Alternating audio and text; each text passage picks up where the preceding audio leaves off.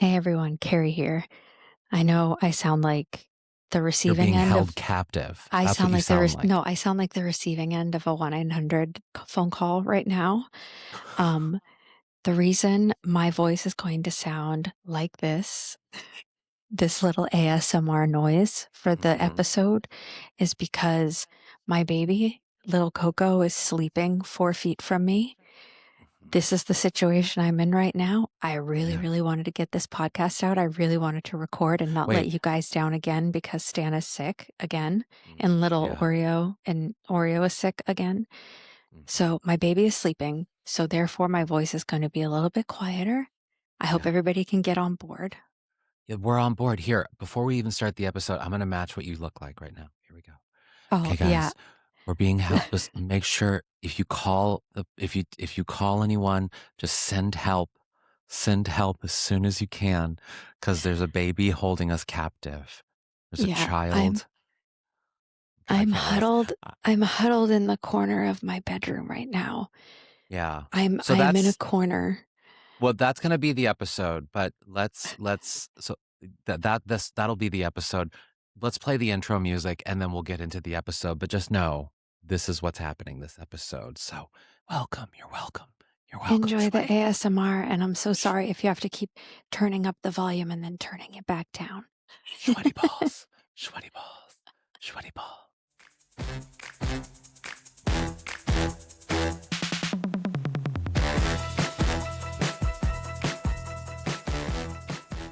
Picture it, Los Angeles, 2026. I'm going to try to match your volume just so that people don't have to adjust their volume too much. Welcome to Out on the Lanai, the only Golden Girls podcast you're ever going to need to listen to. Who am I? I'm a very muted HAlanScott / Sadie Pines. And I'm held hostage, Kerri Doherty. And today we're bringing you another Golden Rewind where we go back and rewatch our favorite episodes of The Golden Girls and offer new insights since we first started breaking down these episodes way back in 2014.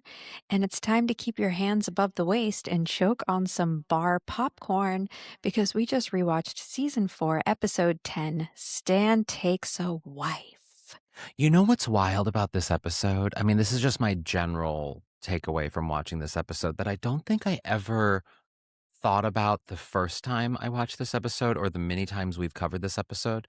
Well, not many times. I think we've only covered it maybe once or twice. But I am surprised at how much like a play this episode is like. Do you know what I Mm-hmm. mean? It's like, yes, of course, every sitcom is basically a play, but like this one has elements that just feel, and even the structure of the episode feels very much like a one-act play with the Mm-hmm. lighting and we have a clip of the lighting with the whatever, and then at the end with the Yeah, wife. yeah, It the lighting feels effect. it Uh-huh. feels very much like a comedy of errors / like intimate little play. I agree. I think especially the scene kind of towards the end where all the women, it's like that sort of hijinksy, Mm-hmm. Dorothy's going to tell Stan, and then Blanche pretends to knock on the door, and then they throw Dorothy outside. I mean, it's very reminiscent of in the pilot episode Yeah. when, Rose didn't want her to marry Harry, marry Harry, marry Harry, and they do all of that really Mm-hmm. great physical comedy. Mm-hmm. Yeah, it kind of reminded me of that. Although it is funny now this time that now Dorothy's at the receiving end of it instead of Dorothy being the pragmatic one like she was in the pilot who was like, let Blanche make her own decisions. Mm-hmm. But yeah, that's a really good observation. It did kind of read like a play. It's also, we get a lot of sassy Blanche. This episode has a lot of sassy Blanche, and I Mm-hmm. love a sassy Blanche. Ooh, she licks that ice cream scoop so good. And yes, guys, we do have that clip. So One watch this thing, one on YouTube or Patreon. yes, definitely, because we got some great clips. One thing that like was really fun about this episode, you think about, we're in season 4. We've seen Dorothy and Stan be like, we've seen Dorothy be very like contentious with Stan. We've seen a lot of anger, from the Mhm. second episode. And so if the writers are like, okay, what would it realistically take for Dorothy to like fall in love with Stan again and go Mm. as far as trying to break up his wedding, right? And so I Yeah. love that. I feel like that was earned in this story Oh, where they're very like, much. okay, Yeah. Dorothy would have to be vulnerable, suffering some kind of trauma. Stan Mhm. is going to be really supportive. He's going to step up, maybe behave ways that he didn't behave during their marriage. Yeah. And he's showing support for the most important person in Dorothy's life, maybe besides her children, which is her mother. So, Well, and what's interesting about it too is that, so often we view Stan from the lens of being a schmuck, of mhm, being, doing something inappropriate. Every kind gesture is followed by something inappropriate or something ridiculous. And, like he's nice, but then he expects sex or he's whatever. And he's like, there's always that back and forth. And in mhm. this episode, while there is a funny joke of hands above the waist, Stanley, it's still, for the most part, Stan has no motives other than unconditional love and a pure heart. You know what I Mhm. mean? Like, Yeah, it's just like you said about Dorothy having, the two most important people in her life, which would have been her mother and Stan and her kids, of course. But yeah, like, but like, in a weird way, Stan recognizes without even saying it, or he doesn't ever say it really, kind of, that she's the most important person in his life. And she always will be, but he shows it in actions, you know yeah, what I mean? Which yeah. I think says so much more about how he actually feels about her than anything he could ever say. Agreed. I think sometimes his words can be hollow. I think sometimes he tries to buy love with gifts. We've Mm, seen that on the series. But yeah, those mhm. actions, they are completely selfless actions because Yeah, yeah, they're like so nice. he's not trying to get anything out of Dorothy. He's not trying to get Dorothy into bed. He's Mhm. engaged. Yeah. So yeah, I thought that what the writers did was really smart and really thoughtful with this episode. Mhm. Yeah, I fully agree. And what are we doing on the Rusty Anchor Happy Hour? I have an announcement after the Rusty Anchor Oh, Happy Hour that great. yeah. So yeah, a lot of fun things happening in the GG Club this week, happening over at the Rusty Anchor Happy Hour. I found this really adorable interview with Betty White and Steve Harvey, where he plays this game with Betty where he asks her to fill in the blank. Like he'll be like, if I wasn't an actor, I'd be a, and then she Mm, fills it in. And some of her answers are like really sweet and tender, and a lot of them are funny and dirty. yeah. So we're going to watch a snippet of that interview, and then you and I are going to fill in our own blanks. Oh, So people can learn more about us as well. So that's what's I happening on the Rusty Anchor Happy Hour. And then one other super fun thing that's happening, if you are in the $8 a month tier, we have another Golden Girls live watch along party happening this Sunday, April 19th at 4 p.m. Eastern, 1 p.m. Pacific Standard Time. The votes are in. We're watching the competition. I cannot wait for that. it's the Um, first one s- post Coco, post baby. yeah, this is the first one post Coco over there in her little bassinet. So, We're hopefully um, get back on a regular schedule of these because these are always so yes, much fun for yes, us. yes, absolutely. So if you've been thinking about signing up for the Patreon, now would be a great time to do it at the $8 a month level, even if it's just for a watch along, if you just want to try it for a month. And if you want to stay, awesome, because we're really proud of the work that we do over there. And you Yeah, can check all that out at patreon.com/Golden Girls Podcast. it's I so sound like I'm much. on NPR. Welcome to Welcome to Fresh Air. Golden NPR. No, So, my announcement. I have an announcement, Kerri. So of course we've talked many times about the crossover between Golden Girls and Murder She Wrote. Excuse me. Now, while B. Arthur never guest starred on Murder She Wrote, and the only one of the actresses to ever have appeared on Murder She Wrote of the four women is Rue McClanahan in one of those first season episodes of Murder She Wrote. Of course, Stan did, and I mean, all of Dorothy's men have appeared on Murder She a Wrote. lot of the It's sort of men, a like lot of the I men. have a, I have a feeling that Angela Lansbury probably phoned B. Arthur at some point, and she was like, "Darling, I need a man. Can you send me over one of your men?" And then B had just sent one of her actor men that were like one of her men's on Golden Girls, and that's how it I did love because it's that. it's fantastic. Anyway, there is a Murder She Wrote festival happening May 1st through the 3rd in Mendocino, California, which is about 3 hours north of San Francisco.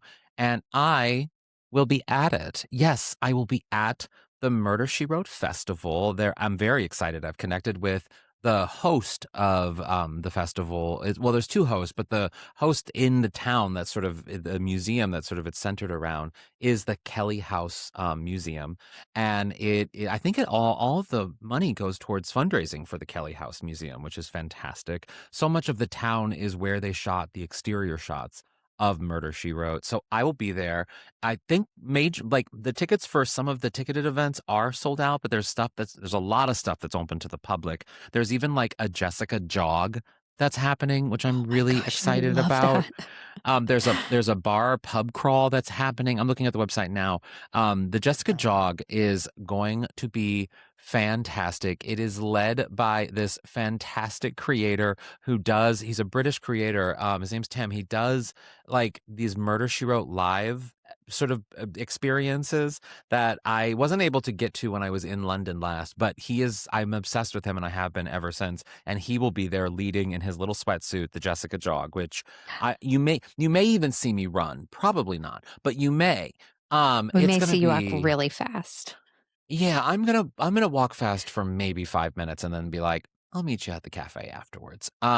But yeah, I'm so excited. So if you are in the area, or you can just follow me on Instagram, and there'll also be a story in Newsweek, the magazine, and also like online. And you know how the internet works, just do it. But Mhm. yeah, it's gonna be really, really fun. And I'm so because there are certain shows that I love, obviously Golden Girls, but when we're doing the hierarchy of shows, it's going to be The Comeback. We won't talk about that, Kerri. Murder She Wrote, I can't. and of course, a few other shows. But yes, so Murder She Wrote is a special show, and I know it is for all of you too. So stay tuned for more on that. We may even do some on the Patreon. I may post some of the stuff to the Patreon too, because I feel like I'll be getting a lot of stuff that weekend. Yeah, you will. For sure Yeah, you will. yeah. I'm so excited that you're going. When you texted me, I like immediately texted you back, like all the Hmm. excited emojis. And So you're not even like a it's very crazy Murder cool. She Wrote person, are you? I actually watched it a lot when I was young. Like my Oh, did sister and you? I did. I mean, I grew up on it, yeah, because it would play, and yeah, I would watch it with my sister. I haven't revisited it as much as an adult, but if it's on, I'll watch it. I do We enjoy should Murder, She do Wrote. maybe I've been wanting to do for a while the episode that has two of Dorothy's exes in the episode in the same episode. Yeah, we've And had of some course, fans who have requested that we do Men yeah, of so the maybe Golden we Girls on it. Yeah. maybe we do that. Maybe we do an episode with two of Dorothy's exes in one episode, and then we can do another one because Stan was in a bunch of episodes as well. As a returning character, like a Yes. like, Yes. cool. As a recurring. I Yeah. said returning. I'm tired. Yeah. Yeah. Yeah. That's very Yeah. exciting. Mhm.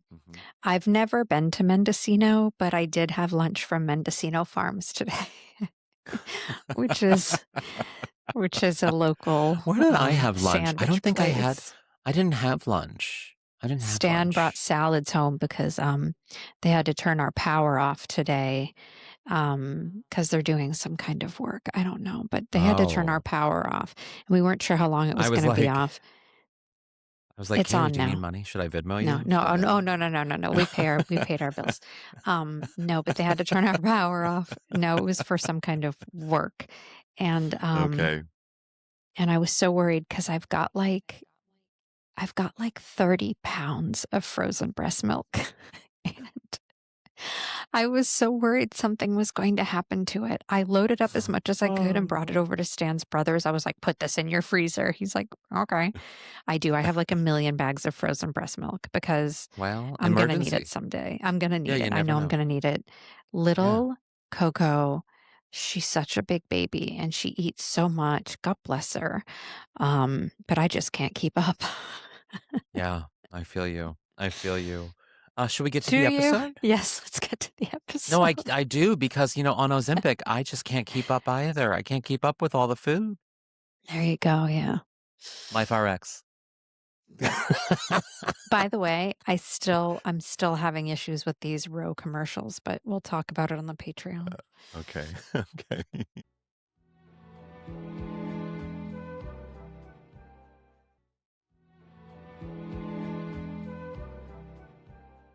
What I like about this episode is that if you were just watching this episode for the first time, you'd be like, oh, this is a story about Sophia being sick, right? And Mm. it's like Mhm. Sophia's going to go to the hospital, and then like what's going to happen when she gets out of the hospital.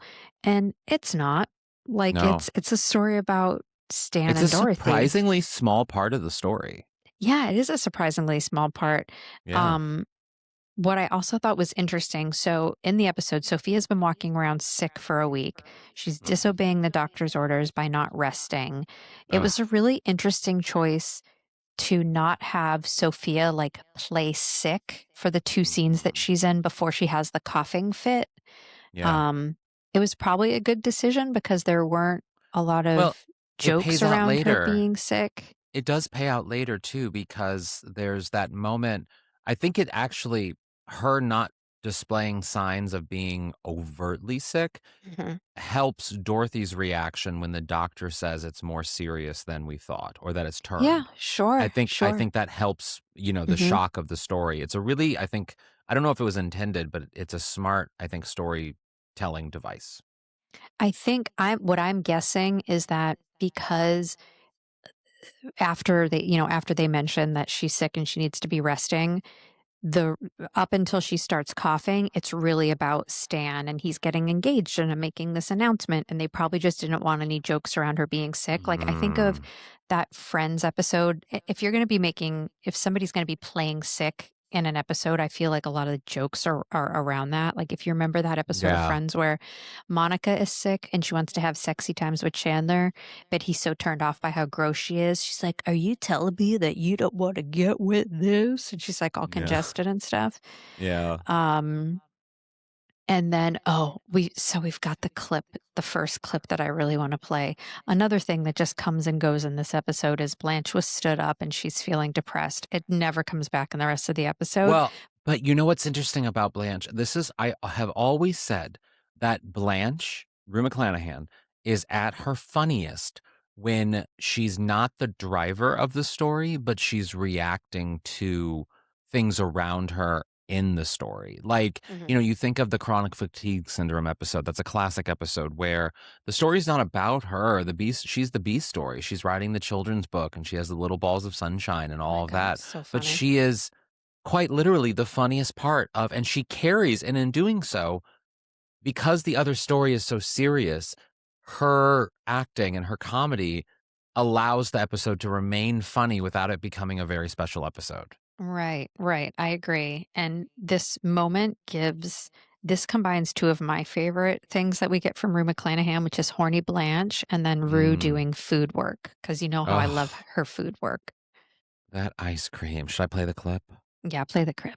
Ma, you have been walking around sick for over a week. You would feel a lot better if you would just obey the doctor's orders. Now look, either you're gonna follow his orders or I'm gonna call him and tell on you. Ooh, what is he gonna do? Come over and spank me? If he does, tell him to come by my room. I just love how unabashedly horny Blanche is so often. Like The to way that me, she's licking that ice cream scoop. yeah, I was just recently at a wedding this past weekend, and I one of the things that I love about I've learned that in my aging, I'm almost 29 now. That in my aging, I have become so much more Blanche than I ever thought I would be when it comes to social interactions because Mhm. I know I give off Nathan Lane in most situations, Nathan Lane from The Birdcage. I understand that I about knew you didn't myself. need to say the birdcage. Everybody knows you pierced the Yes, toast. okay. Yeah. Yes, I know that. I get like we were at a bar for like part of the reception situation and there was a cage in the bar and of course I had to go up to the bar. Everyone has their tops off. I'm fully dressed head to toe. I have a Dior bag. I look I look very much out of place in a cage and there I am in a cage just with a bunch of half-naked people dancing. It was very moist. I stayed for maybe a minute and then I left because I didn't want to start sweating. But I They were moist like realized Dorothy's cupcakes. yeah, but I realized I read horny.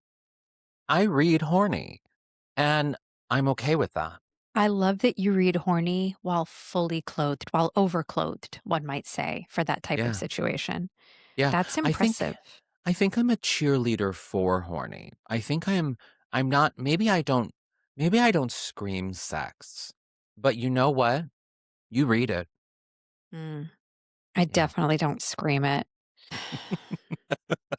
I don't. There is nothing sexual about me. I'm really embracing my new identity as a sexless mom. No, Moms it's not can be even hot. I'm not that. saying moms can't be hot. I'm just saying, like, Or conversely, you're reading sophisticated, funny, you don't need that Diane Keaton sexless. oh, sure, I'll take that. I was thinking, I Yeah. was like, oh, am I like Claire Dunphy? No. What is this? This is a podcast about the Golden Girls. So Stan comes by. He has big news. He's Mhm. getting remarried for the third time. Wait, what does Sophia say or one of the girls say when he says he has big news? And there's some Sophia does like a drive-by. If I don't write it down, it's in one ear and out the other. But I remember yeah. Sophia had a really funny joke. Something about dyeing his ear. No, that wasn't it. That was later in the episode. I forget, but it was so funny. And it's Yeah. what I love is that and again, as a writing tool, I think this is what makes this episode with Stan so special is that, you know, the audience and the girls, even when he comes in, everyone is just kind of dismissive. Everyone Hmm. is just sort of, whatever. And even Dorothy plays into it and being, oh no, I know what she says. So he says he has big news, and Sophia goes, "You're dating someone older than a 12-year-old or something," like the 12-year-old line. And then Dorothy's like, "Ma, stop it." So is that it, Stan? I mean, even it's sort of there's a piggyback of let's humiliate this ridiculous human. And then he says something very sweet, and Dorothy is so supportive. It is nice how supportive everyone is. Yeah. Yeah, it's sweet. The fact that Rose and Blanche are gonna go help him buy a ring because he's Mm-hmm. like, I love the way he taught like he ends up calling himself cheap where he's like, okay, it's not a real diamond. Like, okay, I spent no money on it. Okay, it's whatever. Okay, I'm cheap. It's like he because he knows what they're gonna call him. That they Yeah. don't even have to say it. He knows. Um, Yeah. one thing I thought, so yeah, so he's engaged. Her name is Catherine. They met at the post office. He totally love bombed her. The wedding is in a week. All the girls are invited. And you know what? I'm glad. I like that Stan said he invited the kids. He's like, I invited the kids. They're going to try to make it.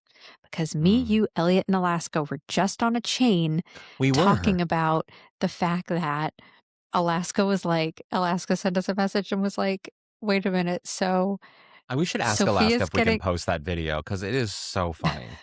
yeah, sure. So Alaska's like, at Sophia's wedding, like her kids aren't there. No one she knows is there, and none of the women noticed like a dozen Elvis impersonators walking around the house. And I was like, yeah. I was like, and how about like none of Dorothy's kids didn't go to her wedding, either Mm-hmm. one of them. So like, Mm-hmm. yeah, that's real. I was like, well, at least they made an attempt in this episode by Yeah. Stan saying the kids are gonna try to make it. Ay, ay, ay. It's so good. And you know what? I also don't mind that Stan got Catherine a ring that wasn't a real diamond I because don't mind he that had either. no way of knowing this at the time. But like diamonds are so low in value. Like you can you can make them in labs these days. I don't know. To me, no offense to anybody else, it's a personal thing. To me, diamonds are a little uninspired.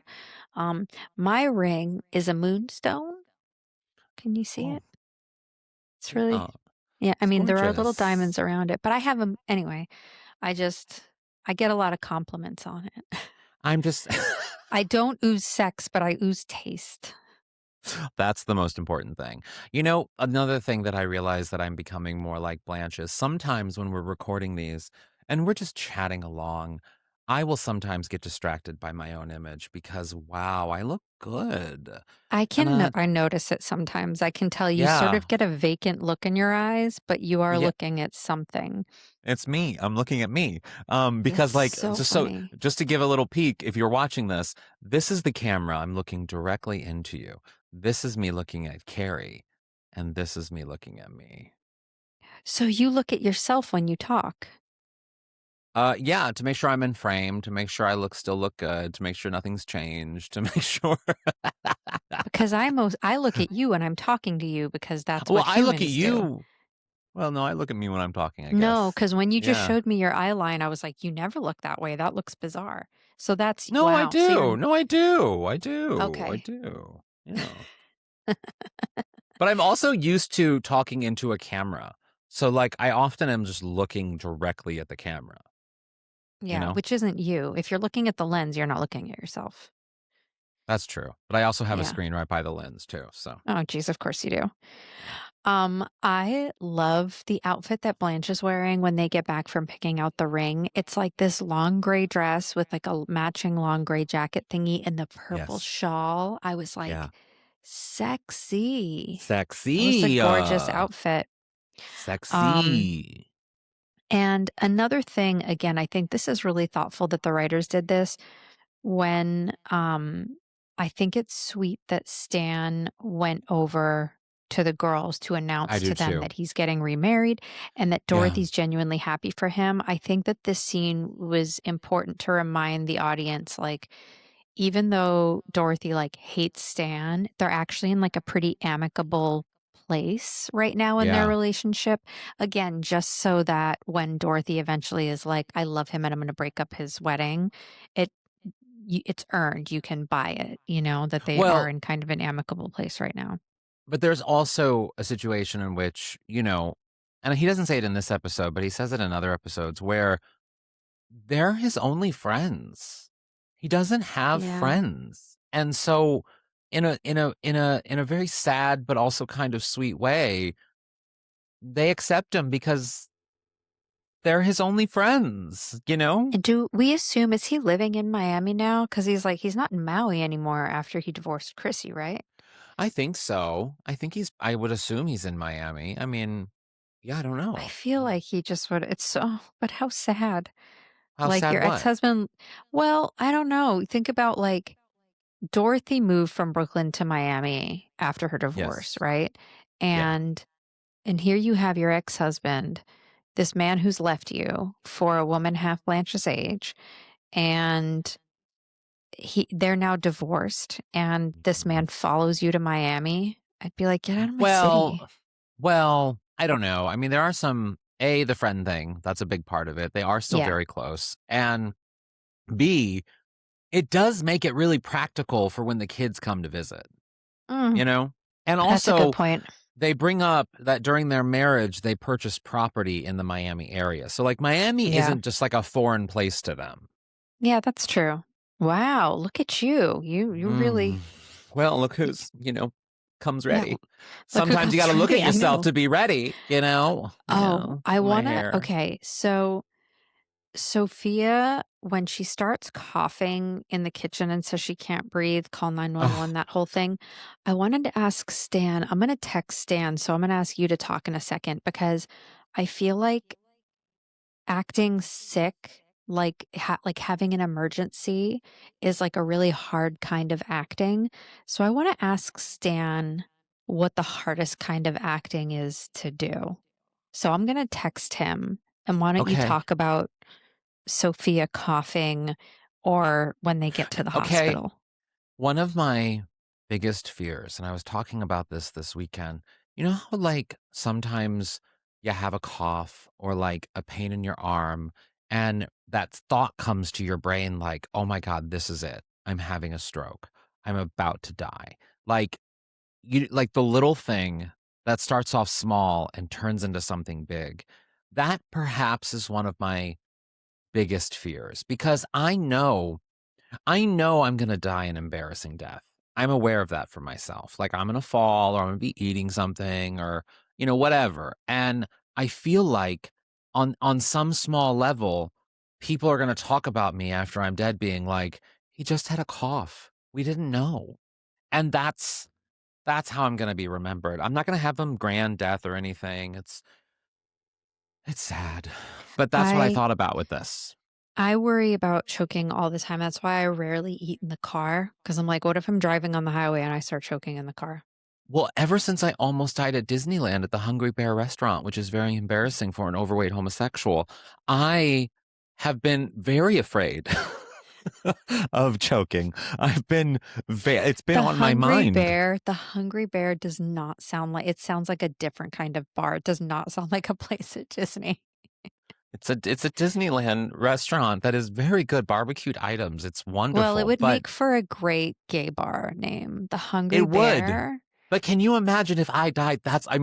In a weird way, it's fitting because A, I love Disneyland, but B, if I die, it's probably better if it's kind of funny.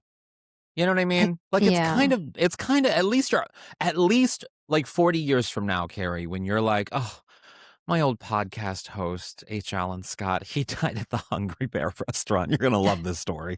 It would give me a great story, selfishly. Yeah. So maybe I'll plan that. Maybe plan it on manifesting. I heard back from Stan. I said, hey, what's the hardest kind of acting? And Stan said, drunk and high acting is sort of the universally accepted thing that is the hardest to do believably. I don't think I'd be able to do high. I don't think I can do high. I don't think I know. He's still texting, but I know he thinks Jake Johnson, I think there was like a Mark Duplass movie, I think that Jake Johnson did, and he did drunk more believably than anybody Stan had ever seen do drunk. It's so funny. Stan has definitely played high on TV. He played high in a couple things. Yeah. Listen to this. The 3 best drunk actors in the world, in my opinion, are Glenn Howerton, Charlie Day, Caitlin Olsen, and Jake Johnson. I knew he was going to mention Jake Johnson. Oh my God. Okay, so drunk and high acting. Wow. Okay, so once they're at the hospital, nobody knows what's going on. Meryl Streep, Drunk and It's Complicated is pretty great, just saying. Oh, yeah. She's also high and It's Complicated too, and it's pretty great. But Meryl Streep can do anything. She's Meryl, I know. Yeah. I think it's a given. It's like whatever anybody, what you can do, Meryl can do better. You know, it's like that song. True. That's true. Oh, I can't wait for Devil Wears Prada too. Different podcast. We should take a break. Okay.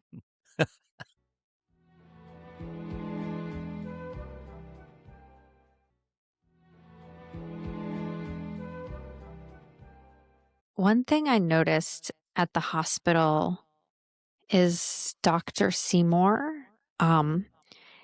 Twice, Dr. Seymour appears in this scene, and then he appears in the scene where he tells Stan and Dorothy that Sophie is going to be okay. He calls her Mrs. Zah-bornack. Like there's an A in it. Mrs. Zah-bornack. And I just like, every time I see this episode or anybody who says Zah-bornack, I'm like, there's literally a man that worked on the show named Kent Spornak. Why did not a single person correct Dr. Seymour? Or were they like, well, in real life, a doctor may not. Doctors mispronounce your name all the time, don't they? Maybe it was method. Yeah. So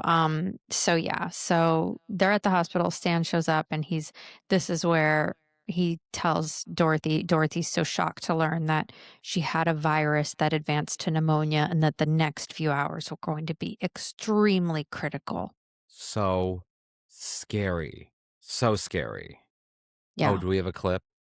No, I'm sorry. We don't have a clip. I didn't know if you had more to say. Oh, no. It is just so scary when that's one of my biggest fears. Again, a little pain turning into something deadly. Yeah. And I think for Dorothy, there have been moments where she's kind of prepared herself, like when she takes Sophia to Disney, but she just wants to sit at the hotel and look at picture books and stuff, where Dorothy's tried to mentally prepare herself for the loss of Sophia. But again, with her not realizing how serious this was, she probably, rode in the ambulance with her, but wasn't thinking oh, this might be the last time I might see my mom. You know what I mean? Yeah. I recently was at home and I was looking through picture books and old pictures and stuff. And I found a picture of me with my pants off at the age of 19. It wasn't sexual at all. I was just standing there like Winnie the Pooh with nothing on underneath. Like a hungry bear. Yes. My little ding-a-ling was out, and I was like, why is my 19-year-old ding-a-ling out in this photo that was clearly printed at Walgreens? Doing? I don't know what I was doing, but it was inside of a Vanity Fair issue with Madonna on the cover, and I was like, what is this? In what world I don't understand how this happened. But This is like the beginning of Memento. You're just like, how did we get here? You're like the beginning of a TV episode where it's like, I bet you're wondering how we got here. And then it's like cut to, it's like 3 days earlier. And well, then we see the I adventure. I did bring God. the magazine home, and the fun. This is what I'm going to do now because it was a surprise for me to find it. Although I did text pretty much everybody this picture, except for you, You Kerri. didn't I text saved you me. from Yeah. it. I don't think you want that picture, I but know. I texted most people the picture, and what I did now is I put it in a so not a secret place, but in like a random place in the apartment, so that when I do die, it's found. And you're going to look at the Madonna. You're going to look at a Madonna magazine, of course, and you're going to find that someone's going to find that picture, and it's going to be like 19-year-old ding-a-ling. I think there's a company that you can hire where if you die, they get alerted as if they're like your next of kin, and their job is to go through, like you tell them, I want this, this, this, this, get rid of it. So like if people have things that they wouldn't want their family going through, There's really I know nothing that I I'm would too worried about. I've got nothing, but like Yeah, but there are people and who will go through and they'll like get rid of that stuff for you. and on my phone, if I die, if someone needs access, they go to you, they go to this another friend I have, and then they go to Michael. Those are the 3 people that I have if I die. So like you're in a very special Oh. club, Kerri, of Oh. someone who can actually give you through your email permission to access my phone. Yeah. Got it. Okay, Yeah. cool. Well, ha ha ha. Okay, so all right. So Dorothy learns that Sophia might die. She's understandably upset. She wants to be alone. She asks everyone to leave, but not before everybody has a big group hug. And then this is where we get a moment of Stan being Stan. This is when she goes, Yeah. hands above the waist, Stanley. Because, like, Yeah. what a dog, right? He's engaged or practically engaged, and she's suffering trauma. And he's like, I'm going to grab your butt in this moment. It's like a real bad time to grab somebody's butt, but it was a Sure. funny joke for Dorothy. But that's Stanley. In that moment, would you want to be alone or would you want people with you? I think I'd If you want were to be alone. Dorothy, I think I'd want to be alone. I think I I think I'd would. want people with me. I don't think I don't. I think I'd want to be alone. I more often than not want to be alone in most Yeah. situations. Yeah, not me. Bring I all the people. often have to. I remember when my dad died, I needed to. I had the moment at the apartment with Michael, of course, and then I just needed to leave. I needed just to get out and just like go and walk aimlessly around the mall or something. So like Mm. I thrive better when I'm alone. See, when my dad died, I just needed my brother. Like I Yeah. just like would not leave my brother's side, and he's my baby brother Yeah. too. So like, Yeah. he was Yeah. so sweet. Yeah. So later, Stan returns to be with Dorothy. She hasn't heard anything for hours, and then I love the doctor, not Dr. Seymour, this other doctor that comes out. He comes out because Stan's like, I'm going to find out what's going on. And he comes out and he's like, look, there's been no change in the Petrillo case. And I was like, oh man, this actor's playing it like he's a detective. Like, Yeah. Yeah. He's acting. it's the Petrillo case. I thought that was a really, really interesting way to word that. I'm like, maybe Yes. that's how I would have played it too. They wrote it as there's been no change in the Petrillo case. Maybe the guy just like thought he was a detective for some reason. Yeah. Yeah, I love how much Stan still loves Sophia after all these years. I think that's Well, really, really sweet. and what we're getting into, which I think is the next clip, and I did keep a little bit of the audio in the next clip, but them of Stan staying and then the transition to overnight shot, that, and then them having dinner and them sort of whatever, like all of that stuff.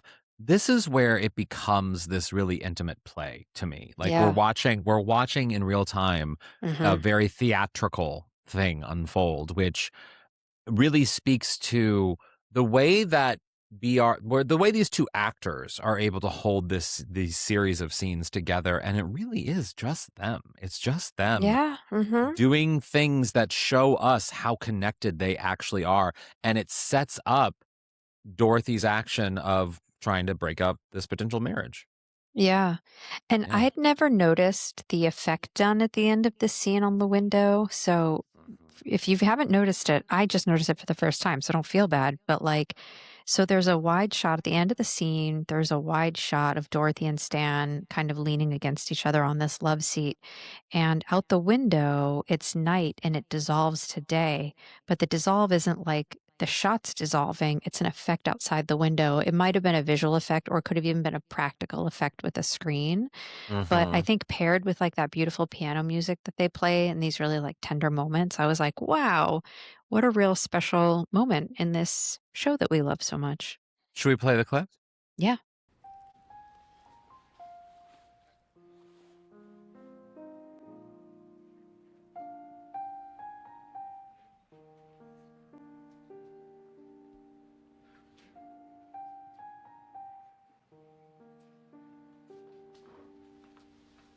Excuse me, Mrs. Zah-bornack.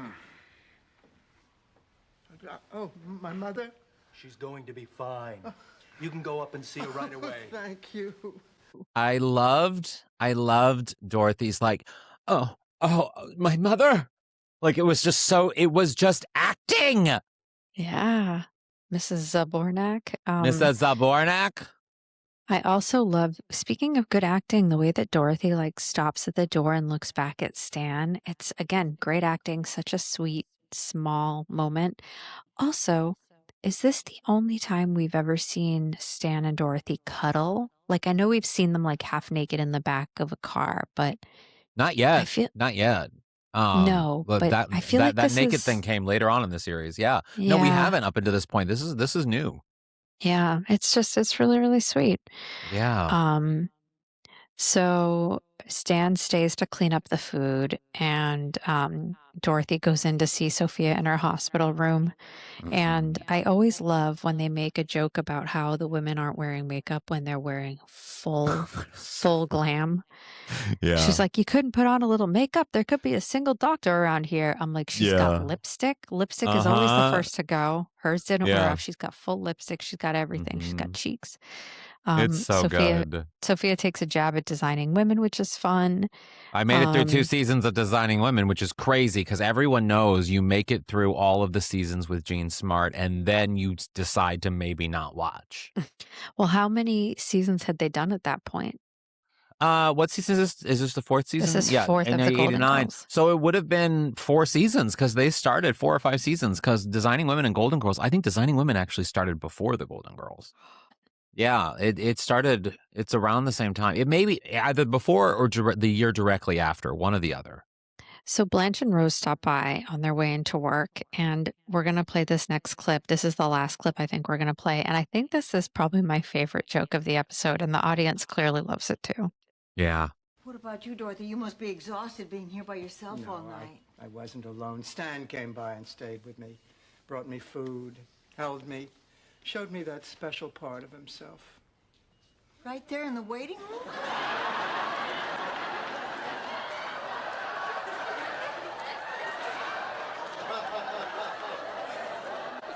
Not that part, Rose.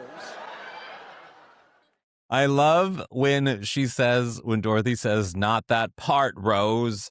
Rose's face is just like so confused. It's just, what part I love then? confused. Yeah, what part Yeah. then?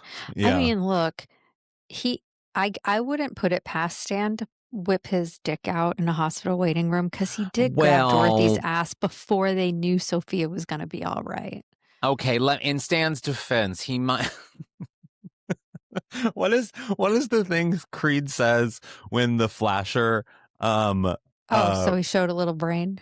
His hanging brain. No, he was hanging. It's not hanging brain, is it? It's hanging brain, Michael. Yeah, and then Egypt. Michael confirmed it. Only trust Michael. Yeah, hanging brain. Well, I got a second opinion, like every good person should with doctors. You are a great journalist. Yeah. But I love thinking about it. I'm like, I feel like Stan wouldn't intentionally slip it out. He'd probably like forget to zip up his fly after going to the bathroom. Of course, Stan wears boxers that have that little flap that just opens like wide and there's no button or anything. And when he sits, it becomes a little button dick. And so he's sitting and the button dick is creeping through the open part of his forgotten fly. And so it's just sort of like a open fly button dick situation and less flat flashing situation, in my opinion. Open fly button dick. Is that what you said? That's great. Yeah. Put it on a pillow. Stitched on a pillow. So this you know is what I the mean? moment. Yeah. When Stan sits, that dick becomes a button. So then Dorothy reveals a shocking revelation. She says she's still in love with Stan and she can't let him marry someone else. Now, I don't know if you noticed this because maybe you would because we've been talking about eye lines tonight, but Dorothy, when she says, I'm still in love with Stan, she's not looking at the women. She's not looking at the camera. She's looking somewhere in between, and her eye line is real weird. She ends her statement on the women, but when she starts it, she's like looking just away from the camera. It's just very bizarre. I'm like, Dorothy, who are you looking at? Who are you looking at, Was Dorothy? she looking at a cue? I should hope not. Was she looking at a cue card, you think? I should hope not. That's like, it's not even a speech. It was like a line. She gave a line. I don't know. I don't know. I think maybe. I think B. Arthur was like, I'm gonna say something, so I'm gonna look off in the distance.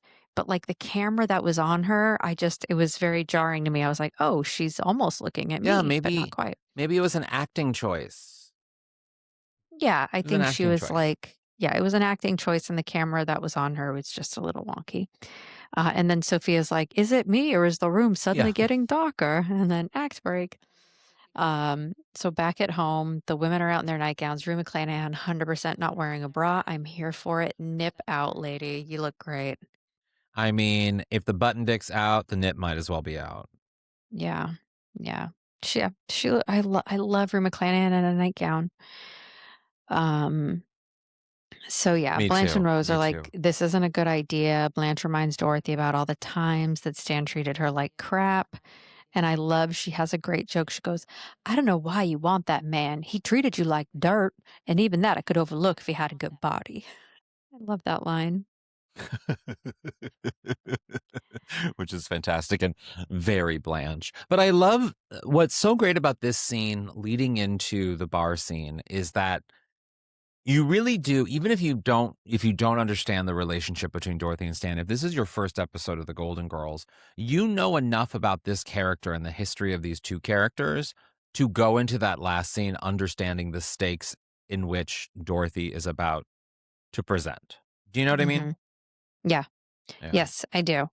I also think it's interesting that Sophia kind of falls out of the show after the hospital scene. Like Dorothy mentions, oh, she can't make it to the wedding, but it's really interesting that we don't get Sophia's opinion on Dorothy wanting to be with Stan again.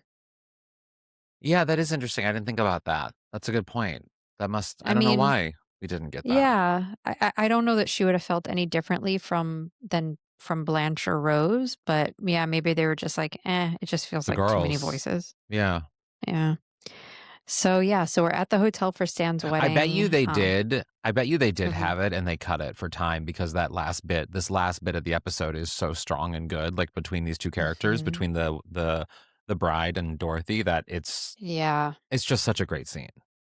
It's such a great scene. I love the scene in his hotel room. Like I said, it reminds me of the scene in the pilot, all the really great physical comedy. Dorothy looks great in that olive green and purple outfit. Gorgeous.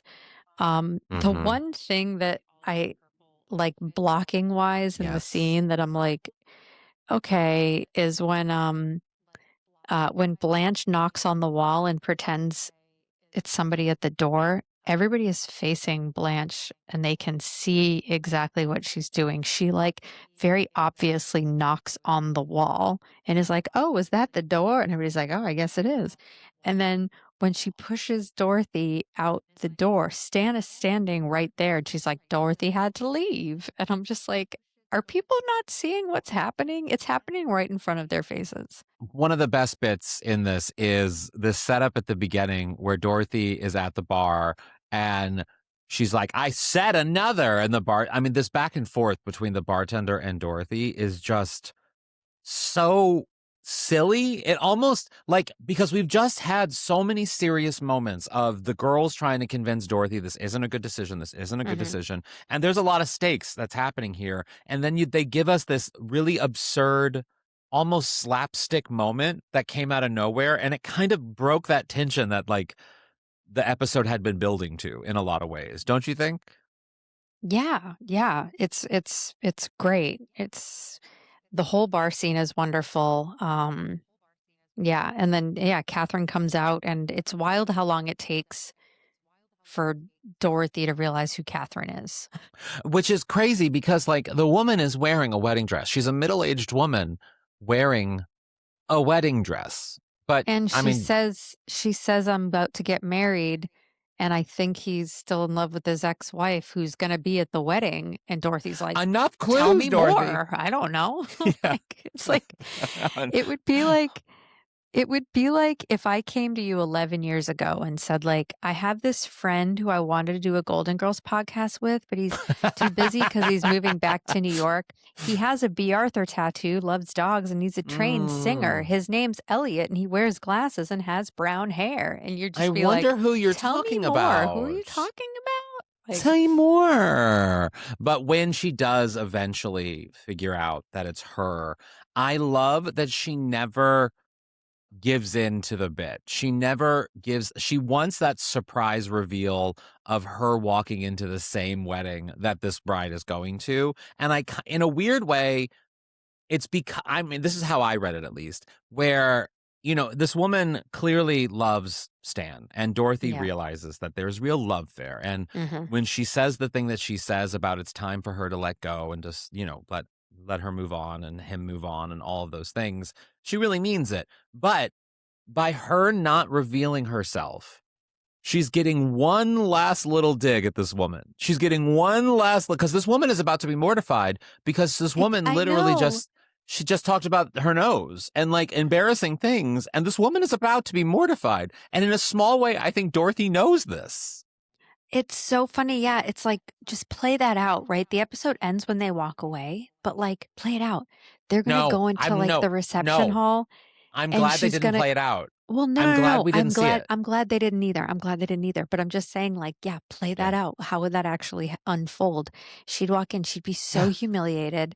And it's like, have a good wedding. I'm going to be standing right there. It's so and it's good. like, And the social fact that anxiety we Catherine as an must audience be get to feeling. process that, we get to process that in our minds, I think is actually kind of brilliant writing. It's like, Yeah. we know so much of this situation and this character specifically that we know exactly the satisfaction she's getting from this bride being mortified. Yeah, I don't know that it's satisfaction. I think it's like, I don't know. It's I don't not know like that I mean. It's just give her, Dorothy's going to get something out of it. You know what I mean? Sure. She's going to get something. I think Dorothy will have a little chuckle, and she'll kind of like be like, "It's okay, Catherine. No Yeah. worries." Yeah. But yeah, this is a fun episode. Such a I fun love this. episode. I think what a fun thing to do with Dorothy and Stan's relationship, you know. I know we did. If you guys haven't listened to our deep dive on Stan and Dorothy's relationship, or Dan and Dorothy, please go back and find it and listen to it, because the writers really did a really beautiful job at giving us a lot of highs and lows with the two of them over the course of 7 seasons. So great. So great. Well, let's take a break and come back with our golden takeaways.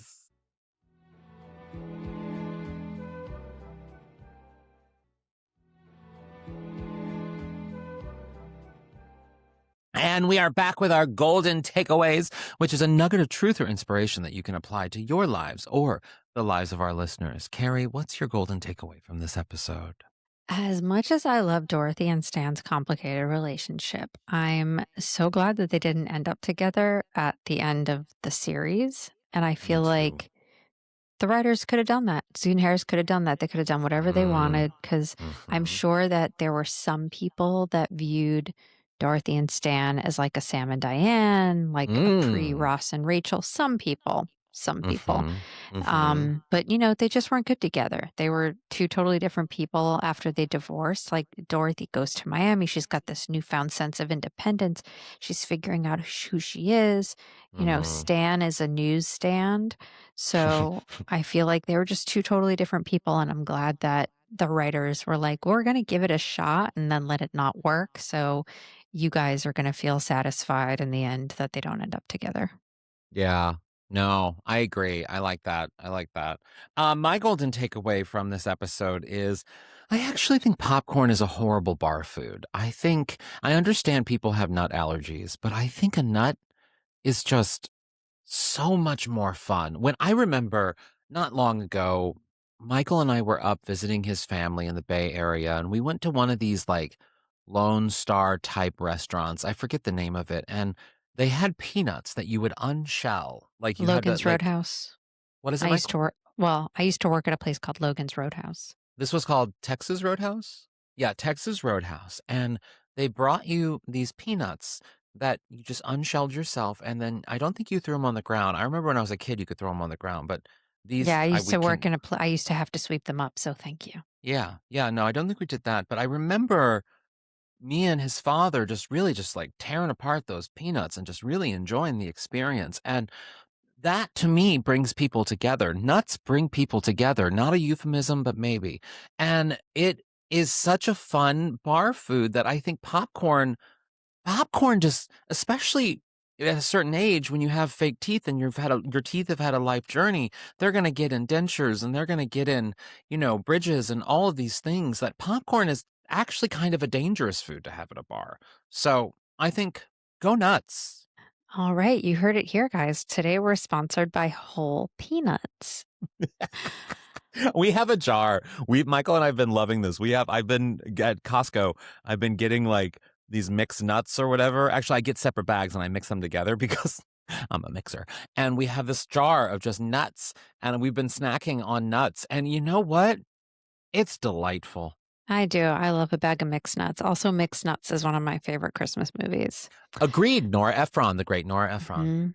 It's Yeah. really, really great. So, well, thank you everybody for listening today and you know, going along for this ASMR journey with us. I feel like at some point I got a little bit louder and now I'm You quiet again because I'm did. worried about waking my baby. You did. Yeah, this was a fun episode. Everybody, we'll catch you back here next week for more Golden Girls greatness. And remember, hit us up at the patreon.com/Golden Girls Podcast.